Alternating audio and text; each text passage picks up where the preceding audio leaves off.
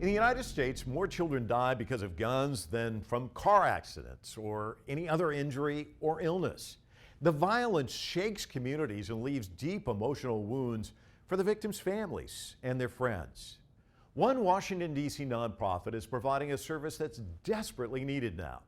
They are helping young people process the pain and heal from their trauma.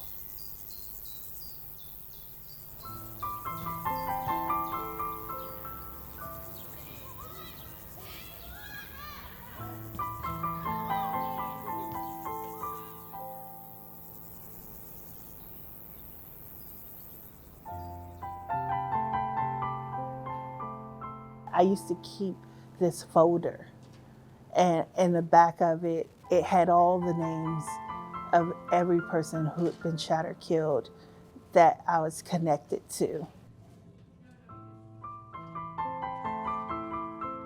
And it had 3 columns going down it. My name is Ryane Nickens. I am the founder and the president of the TraRon Center.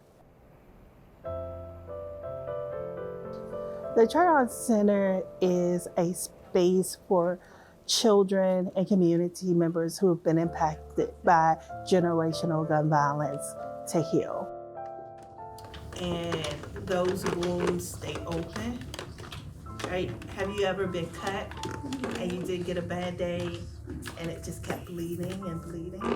Where we're sitting in Brighter Day United Methodist Church, which is a block away from the community I grew up in. Trey and Ron is Tracy and Ronnie. My sister Tracy, who was killed in 1993, my brother Ronnie, who was killed in 1996, and combining the first 3 letters of their name. I wanted a space as a memorial for my sister and brother, that they would not be forgotten and that their names would remain, and that it would not be tied to how they died, but it would be tied to hope for another generation of people who grew up in the communities we grew up in. This is our remembrance jar, and we will remember them.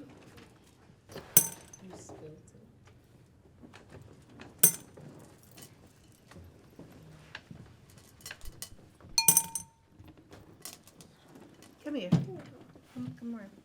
I am so sorry. I would have known what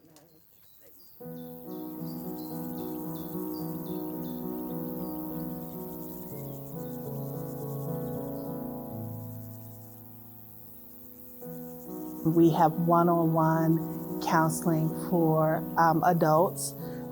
We have our Survivor to Survivor program, which is akin to AA or NA, where they have sponsors. We provide through an after-school and summer program free therapy for our children. We use art therapy, which has been proven to work.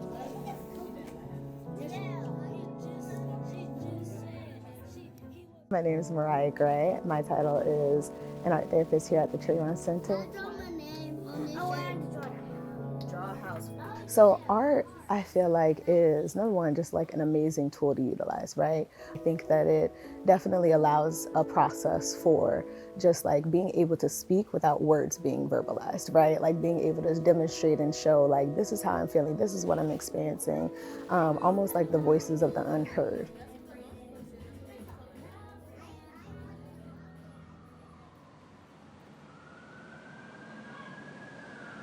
We're hearing from community leaders calling for change after 5 shootings, and one of those shootings killed a 17-year-old boy. So we are in the, we're in between the Congress Heights community and the Anacostia community. This is the community I grew up in. This is the community where I first heard gunshots. And it's where I first heard gunshots, saw a dead body. And that was over 30-something years ago. That the community is still scarred by gun violence. At that time, at that time we thought they were firecrackers. We thought it was fireworks.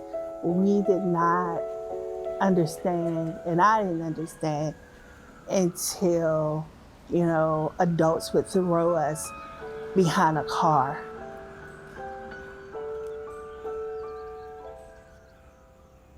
I was, as a teen, suicidal, tried to commit suicide 4 times before the age of 18.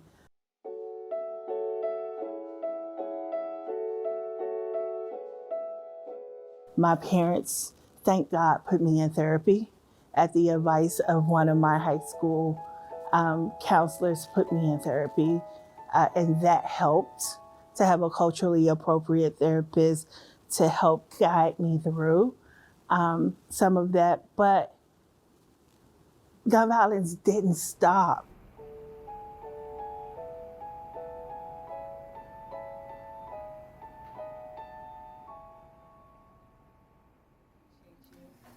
This is home.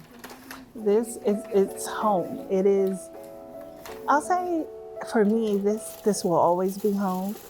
It is where all the growing pains and joys happen.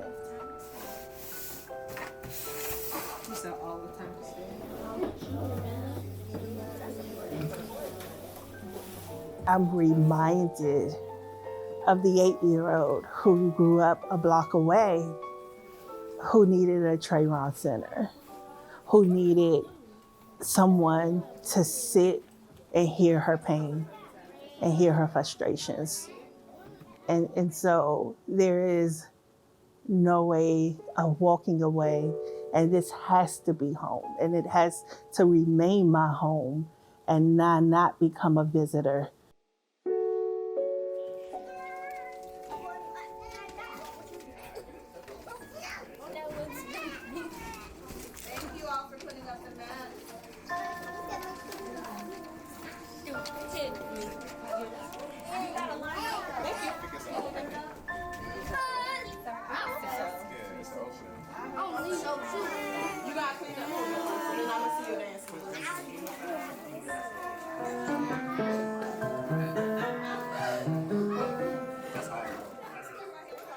Well, the original thought was creating a memory for my sister and brother. Y'all, you gotta lift up each other's arms. There you go. I was interning with Washington Interfaith Network, and I was doing some gun violence policy work. And one of our organizers told me, no, you gotta go talk to the people who are impacted, people like you. Where can we go for a fun day? Organizing some moms and some parents, including my own, who had been impacted by gun violence, and having a conversation with them.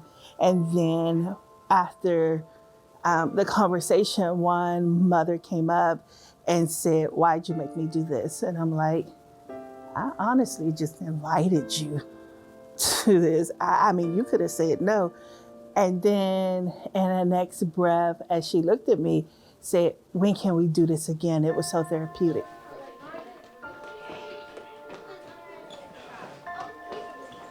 I thought how can I create a safe space for people like me, for a community of people who don't believe in therapy, but need that space to talk and to find other solutions that are not directly connected to self-medicating their pain with alcohol and drugs and other things.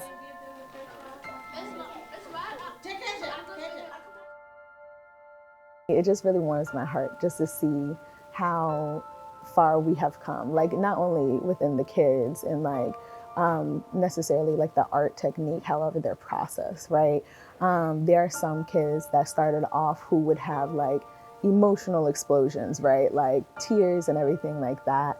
Wouldn't want to participate. And now we're able to get to a point where it's like, okay, you're dysregulated, and you're also able to tell me why you're dysregulated, right? You're able to tell me like what hurt your feelings or who did something, you know, things of that nature. You're able to communicate with me. And I'm like, okay, like we're finally taking the baby steps, right? So we're getting to the point where we're able to emotionally regulate ourselves, which I feel like is a big, big success, right? Over the last 6 years, we have run into some kids who are just at young ages cold, who at times have shut down, and to be able to see those children come back to life, to be able to see those kids smile. I think that is the end game, that this space for them teaches them how to use their voice, how to speak up for themselves, that this space is their refuge. Okay. There we go.